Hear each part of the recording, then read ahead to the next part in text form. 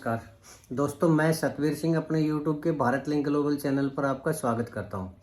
दोस्तों, हरियाणा में सरकार बने हुए लगभग 7 महीने हो चुके हैं और इन 7 महीनों में हरियाणा सरकार के जितने भी विभाग थे, जितने मंत्री बनने थे, वो बीजेपी सरकार बना चुकी है और विभागों का बंटवारा हो चुका है। लेकिन दोस्तों, एक ऐसा विभाग है जिसका अभी तक बंटवारा नहीं हुआ है और उसमें कोई नियुक्ति नहीं हुई है, और वो है सूचना आयोग। सूचना आयोग की नियुक्ति या मुख्य सूचना आयुक्त है दोस्तों, उसकी नियुक्ति अभी नहीं हुई है। क्यों?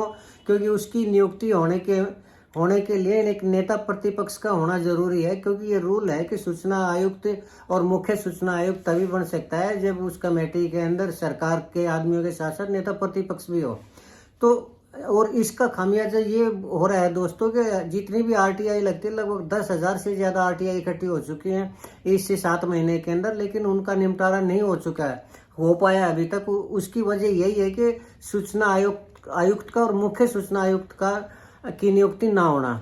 तो उसमें अब सवाल ये है दोस्तों कि वो कैसे हो। तो सरकार ने नेता प्रतिपक्ष के लिए कई बार इसको कांग्रेस को कहा है। क्योंकि हरियाणा विधानसभा के अंदर जो विपक्ष है उसमें कांग्रेस सबसे बड़ी पार्टी है, और वो जिसको नेता प्रतिपक्ष से चुनेगी वही नेता प्रतिपक्ष होगा, और तभी उसकी जो सूचना आयोग की है वो नियुक्ति हो पाएगी। तो कई बार हरियाणा सरकार ने या नायब सिंह सैनी सरकार ने नोटिस भेजा है कांग्रेस के पास कि आप अपना नेता प्रतिपक्ष चुनिए, लेकिन इतने दिनों के बाद आपसी गुटबाजी के कारण, कांग्रेस के आपसी फूट के कारण अभी तक नहीं बन पाया है। तो अब फाइनली बीजेपी ने एक टाइम बाउंड नोटिफिकेशन दिया है और 7 दिन का टाइम दिया है कि 7 दिन के अंदर अंदर या तो नेता प्रतिपक्ष चुनिए, नहीं तो फिर हम उसके बगैर भी काम चला लेंगे। अब दोस्तों, 7 महीने से नेता प्रतिपक्ष का ना चुना जाना ये भी एक हैरानी की बात है, बल्कि मैं तो इसको हैरानी की बात नहीं कहूँगा, लेकिन सरकार के नज़रिए से हैरानी की बात है। क्यों?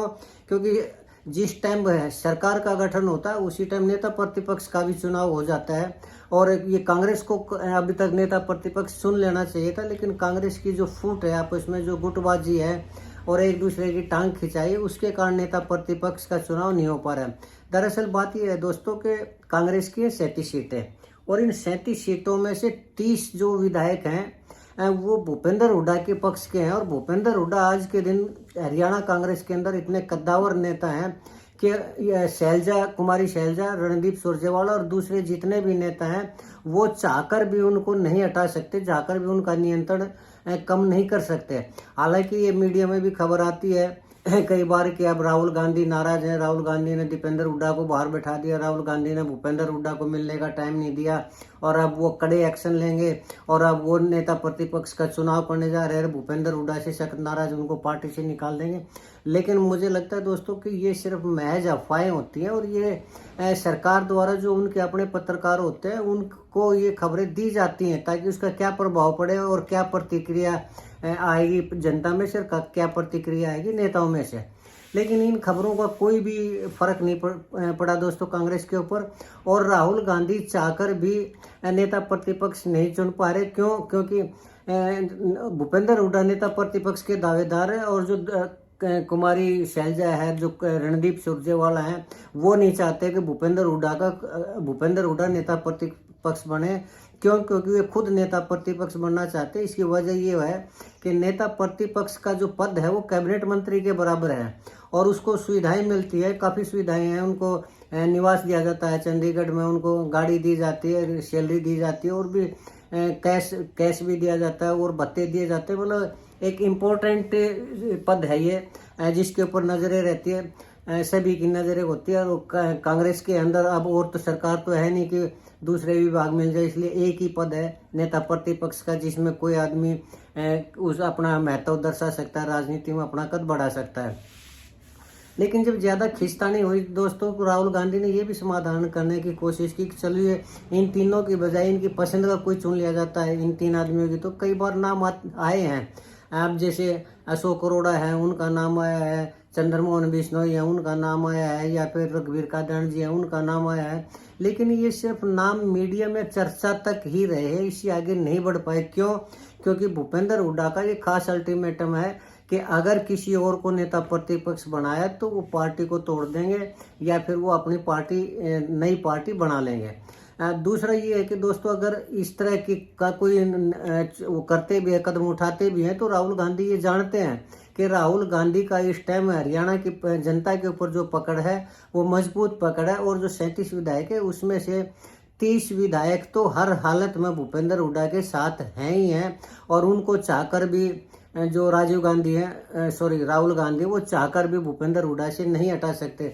हाँ, अगर सरकार हरियाणा के अंदर कांग्रेस की होती और फिर ये जो विधायक हैं ये अगर राहुल गांधी चाहते तो वो भूपेंद्र हुड्डा की बजाय किसी और के साथ भी जा सकते थे, कुमारी शैलजा के साथ भी जा सकते थे, रणदीप सुरजेवाला के साथ भी जा सकते थे। 2000 आपको याद होगा 2005 का टाइम, जब 2005 में भूपेंद्र हुड्डा को सीएम बनाया जा रहा था तो ज्यादातर विधायक थे वो भजनलाल जी के पाले के थे और उनके नियंत्रण में थे।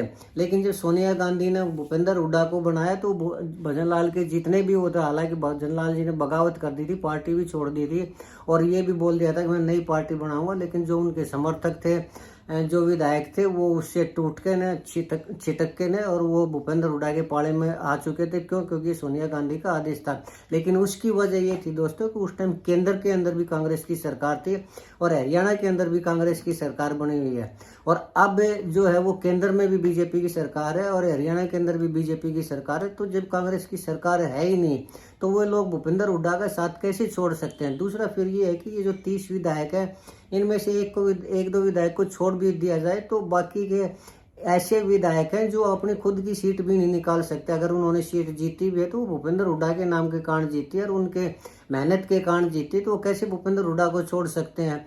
तो यही दिक्कत आ रही है कि भूपेंद्र हुड्डा के बजाय किसी और को अगर नेता प्रतिपक्ष बनाया जाता है तो वो भूपेंद्र हुड्डा नहीं बनने देंगे। और मैं ये समझता हूँ कि राहुल गांधी के अंदर इतनी कैपेसिटी भी नहीं है कि वो भूपेंद्र हुड्डा को सुपरसीड करके नहीं, या उसको कोई नाराजगी मोल लेकर न किसी और का नाम नेता प्रतिपक्ष के लिए चुन दे। आज भले ही बीजेपी सरकार ने 1 हफ्ते का टाइम बाउंड नोटिफिकेशन दिया हो, लेकिन मुझे नहीं लगता है कि इसी टाइम बाउंड नोटिस से भी इसका नेता प्रतिपक्ष का चुनाव हो जाएगा कांग्रेस के अंदर और नया नेता प्रतिपक्ष हरियाणा को मिल जाएगा।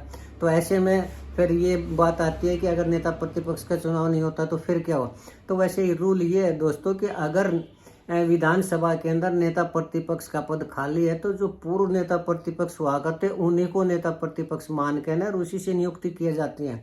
और पूर्व में नेता प्रतिपक्ष थे भूपेंद्र सिंह हुड्डा तो अगर अब चुनने नहीं भी जाते भूपेंद्र सिंह हुड्डा तो भी उन्हीं का ऑटोमेटिकली अगर नाम भी आता है तो उन्हीं का नाम आएगा। इसलिए भूपेंद्र हुड्डा जानते हैं इस चीज़ को कि इसीलिए वो दूसरों को चुनने नहीं दे रहे कि अगर मजबूरी होगी तो ऑटोमेटिकली उनका नाम वैसे ही आ जाएगा।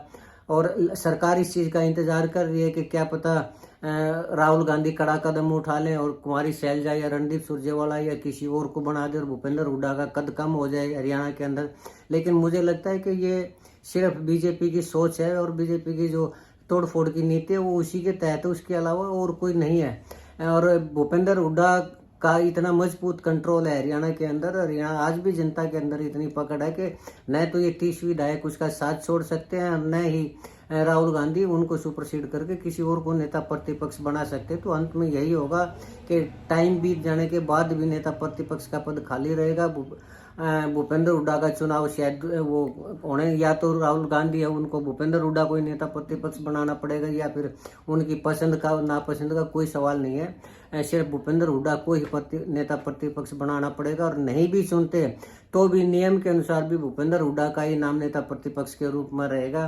तो इसमें किसी तरह का मुझे कोई संशय नहीं लगता और हरियाणा सरकार को भी इसके ऊपर जल्दी कदम उठा के न और कमेटी बनाकर न मुख्य चुनाव आयुक्त और चुनाव आयुक्तों की नियुक्ति कर देनी चाहिए, ताकि जो आरटीआई की पेंडिंग पड़ी हुई है, जो लोगों की ज़रूरतें आरटीआई की जो सूचना चाहते हैं लोग, उनका निपटारा हो सके, लोगों का फ़ायदा हो सके। तो इसके अलावा और मुझे नहीं लगता कि कोई भी समाधान है। तो आज के लिए इतना ही कहना चाह रहा हूँ दोस्तों कि आप और मुझे लगता है कि आपको मेरी ये वीडियो पसंद आई होगी और आपको भी लगता है कि अगर भूपेंद्र हुड्डा के अलावा किसी और को नेता प्रतिपक्ष बनाया जाता तो सबसे पहले बना चुके होते। मेरा यही मानना है कि नेता प्रतिपक्ष अभी नहीं मिलेगा। दोस्तों आज के लिए इतना ही और मुझे उम्मीद है कि आपको मेरी ये वीडियो पसंद आई होगी। अगर आपको मेरी ये वीडियो पसंद आई तो मैं आपसे गुजारिश करना चाहूँगा कि मेरी वीडियो को लाइक करें, शेयर करें और दोस्तों विशेष निवेदन ये है कि मेरे चैनल को सब्सक्राइब जरूर करें ताकि मैं इसी तरह की वीडियो आप तक लाता रहूँ। आपने मेरा वीडियो देखा इसके लिए आपका बहुत बहुत धन्यवाद। नमस्कार।